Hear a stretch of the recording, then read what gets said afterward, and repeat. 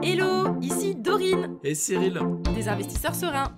après plusieurs années de travail en tant qu'ingénieur, nous nous sommes lancés en investissement immobilier. Après 5 années d'acquisition, nous étions devenus libres financièrement. Dans ce podcast, nous vous partageons les stratégies et les bonnes pratiques pour développer votre intelligence financière. Dans le but non seulement d'être plus riche sur le papier, mais avant tout pour devenir plus libre et plus heureux. Alors, ouvrez grand vos oreilles et préparez-vous à atteindre vos objectifs. Une notion vitale, le besoin en fonds de roulement.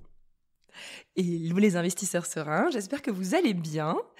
Aujourd'hui, je sais pas, mais j'ai envie de vous parler de comptabilité, d'une notion de comptabilité qui est primordiale, que j'avais apprise à l'époque et que j'avais pas vraiment compris son sens. En tout cas, je me suis dit, besoin en fonds de roulement, c'est un nom hyper ronflant, mais qu'est-ce que ça veut dire ? Mais en fait, cette notion, elle est tellement intéressante et il faut absolument que vous la compreniez. Je vais vous donner un petit peu de contexte pour comprendre pourquoi j'ai envie de vous parler de cette notion par rapport à l'immobilier. Il s'avère que lorsqu'on investit en immobilier, très souvent, on finit par mettre de l'apport. C'est-à-dire, on va prendre de sa trésorerie et mettre de l'apport au démarrage du projet. Par exemple, pour les frais de notaire, pour les frais bancaires, peut-être pour l'achat des meubles. Voilà, les choses, on va dire, un peu classiques où souvent, les gens, ils sortent de leur poche, de leur trésorerie. J'appelle ça la trésorerie parce que c'est d'un point de vue comptable, c'est comme ça qu'il faut voir les choses. La trésorerie, c'est l'argent qui est palpable et qu'on a vraiment sur son compte en banque. Donc, on utilise cette trésorerie pour le démarrage de son projet. Mais en fait, ce qui se passe, c'est que les gens, ils s'arrêtent là. Ils s'imaginent que, voilà, et après, l'argent va rentrer, logique. Sauf qu'en fait, ça ne se passe pas vraiment comme ça dans la vraie vie, parce que il y a cette notion de besoin en fonds de roulement qui est super importante. Qu'est-ce qui se passe en immobilier, justement ? C'est que on a fait ses financements au départ, les travaux se passent, mais en fait, pendant que les travaux se déroulent, même si vous les avez budgétisés, souvent, j'espère pour vous que vous avez fait un emprunt avec un différé, à minima un différé partiel, voire un différé total, mais dans les deux cas, que ce soit différé partiel ou différé total, vous aurez quand même des frais à sortir. Le différé total, vous aurez uniquement l'assurance à payer tous les mois, et en différé partiel, vous aurez l'assurance ainsi que les intérêts en attendant que vous commenciez à rembourser le capital à la fin de votre différé. Et en fait, pendant cette période-là, votre trésorerie, elle va continuer à se creuser.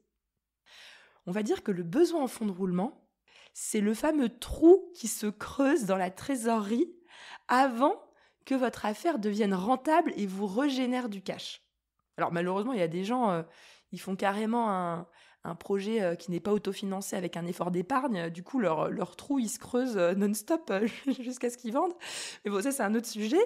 Mais si vous êtes à minima autofinancé, ou j'espère avec un petit peu de cash flow positif, normalement, vous arrivez à un moment donné au fond du trou. Une fois que votre bien se loue et génère de l'argent, normalement, ça devient positif et votre trésorerie va se renflouer et vous commencez à ressortir du trou. Ça, c'est pour ça que j'ai envie de vous en parler parce que je trouve qu'il y a un peu une erreur, en tout cas une illusion, de penser qu'il n'y a pas de besoin en fonds de roulement en immobilier. En fait, en business, typiquement, juste pour comparer, que vous compreniez bien cette notion, c'est par exemple, je lance un magasin. Le besoin en fonds de roulement, c'est quoi si je lance mon magasin ? En fait, on va calculer toute la trésorerie que je dois injecter au départ et qu'au début, en plus, j'ai pas assez de clients, c'est pas assez rentable. Donc en fait, je sais que je vais creuser mon trou pendant quelques mois avant que ça devienne une affaire qui fait du bénéfice et donc que je remonte ma pente du trou que je me suis creusé avec ma trésorerie. Donc, ce qu'il faut bien comprendre, c'est que moi, ce que j'ai envie que vous fassiez, qu'est-ce que vous pouvez faire en fait de cette notion-là que je vous apporte aujourd'hui ? C'est qu'il faut bien comprendre que c'est naïf de penser que on a uniquement besoin de la trésorerie du démarrage, injectée pour les travaux, injecter frais de notaire et les meubles, par exemple, et qu'ensuite c'est bon, tout va rouler et c'est bon. Non. Premièrement, il faudrait que vous fassiez une sorte de tableau prédictif des prochains mois avec les différents coûts qui vont avoir lieu. L'assurance emprunteur, même si vous êtes en différé, vous avez forcément au moins de l'assurance. Si vous êtes en différé partiel, il y a également les intérêts. Ensuite, il faut que vous fassiez une sorte d'estimatif jusqu'à la fin des travaux, puis prévoir quelques mois pour les mises en location. Si vous avez qu'un seul appart, ça peut être un mois, mais j'ai pas envie en fait que vous soyez pressé avec la corde au cou pour trouver votre locataire. Je préfère que vous mettiez 2 semaines de plus pour trouver un bon locataire. Donc pour ça, voilà, vous prévoyez donc 1 ou 2 mois pour la mise en location. Si jamais vous avez un immeuble, ça peut monter jusqu'à 3 mois, peut-être aussi une grande colocation avec 8 locataires.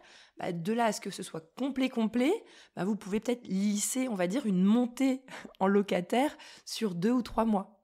Et donc, ça, si vous faites votre budget prévisionnel des prochains mois, vous allez voir qu'en fait, il y a aussi toute une partie de trésorerie à prévoir pour ces mois qui vont être négatifs. Il ne faut pas les oublier, ceux-là.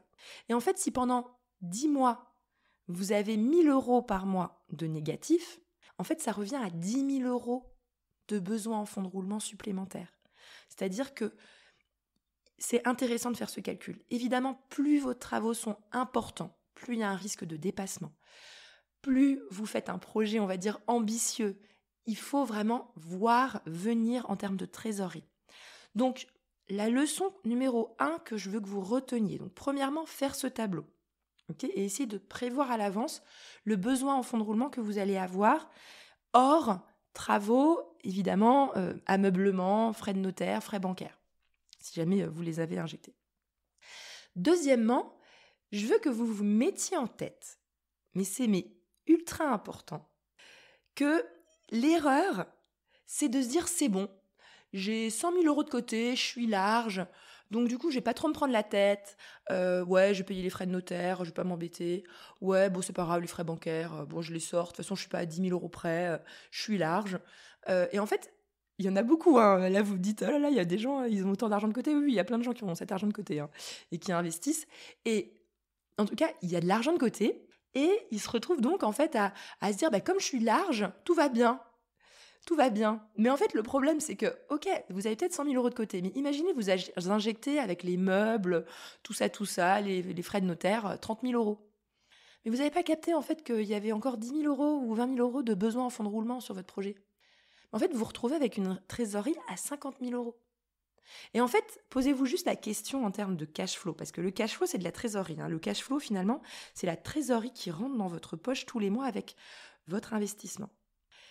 Ne serait-ce que 1 000 € de cash flow par mois, par exemple avec l'investissement que cette personne aurait fait, mais imaginez le nombre de mois qu'il faut attendre avant de remonter à ces 100 000 €. En fait, c'est énorme. Il faudrait 50 mois de cash flow positif à 1 000 € pour remonter à 100 000 €. Et 50 mois, c'est long, hein. C'est quoi? C'est 3 ans, 4 ans? C'est 4 ans et 2 mois. Donc, pour enchaîner ces investissements, c'est pas top, parce que vous pouvez en refaire un deuxième comme ça, mais après c'est fini, parce que ça va mettre du temps à remonter. Ce qu'il faut que vous compreniez avec cette deuxième leçon que j'essaie de vous faire, c'est que ne laissez jamais du lest au niveau de votre trésorerie. Ok ? Si vous arrivez à négocier les frais de notaire, négociez les frais de notaire. Quand je dis négocier les frais de notaire par rapport à la banque et de ne pas les avoir à les régler. Si vous arrivez à mettre le moins d'apport possible dans les travaux, mettez le moins d'apport possible. Si en termes d'ameublement, vous arrivez à les faire financer, très bien pour vous. En fait, il faut que vous soyez des petits picsous sur votre trésorerie. Parce que même si on en a beaucoup, ça peut partir très vite. Et il y a une part de trésorerie qui est incompressible, qui est ce besoin en fonds de roulement au démarrage, de payer l'assurance, etc. Et pareil, le différé total, c'est très intéressant. Parce que c'est bien mieux qu'un différé partiel, parce que pareil, ça va moins creuser votre trou au début pour la trésorerie. Voilà, j'espère que cette notion vous a fait du bien. Donc les 2 leçons à retenir, c'était de faire un tableau prévisionnel par rapport à cette trésorerie sur les mois à venir pour calculer en fait à quel point vous allez creuser votre trou en attendant les mises en location et que tout repasse à cash flow positif. Si bien sûr vous passez un jour à cash flow positif, j'espère pour vous que c'est votre cas. Et deuxièmement, d'avoir vraiment en tête que cette trésorerie, elle est très précieuse parce qu'elle met du temps à se renflouer. Elle met du temps. Donc faites cet effort d'être à côté de vos sous, on va dire, pendant votre phase d'investissement pour justement éviter cette erreur. Voilà. Après, la seule chose que moi je prône quand même, c'est de vous faire accompagner. Ça, je pense que éviter des plus grosses erreurs en donnant un petit peu de trésorerie au départ pour se faire accompagner correctement, ça c'est mon avis évidemment biaisé par rapport à ce qu'on fait aujourd'hui. Mais ça c'est un autre sujet. Mais voilà. Sur ce, j'espère que ça vous a plu cet épisode, que vous partez dans vos petits calculs et que vous vous dites maintenant, non mais en fait c'est pas parce que j'ai 100 000 euros que je peux y aller à tout va et que je réfléchis pas quand j'injecte de l'argent. Non, réfléchissez bien. Parce que pour information, j'ai re-regardé et nous, on a quand même eu sur les immeubles des besoins en fonds de roulement, donc c'est-à-dire hors injection de travaux, hors ameublement, de plus de 15 000 euros. Parce qu'on était peut-être un peu lent au niveau des travaux. On a commencé parfois à rembourser des mensualités alors que c'était pas encore loué. Voilà, on n'avait pas encore toutes ces notions, on n'avait pas compris tout ça. Et donc, voilà, je le sais par expérience. Sur ce, je vous souhaite à tous une excellente journée et à bientôt.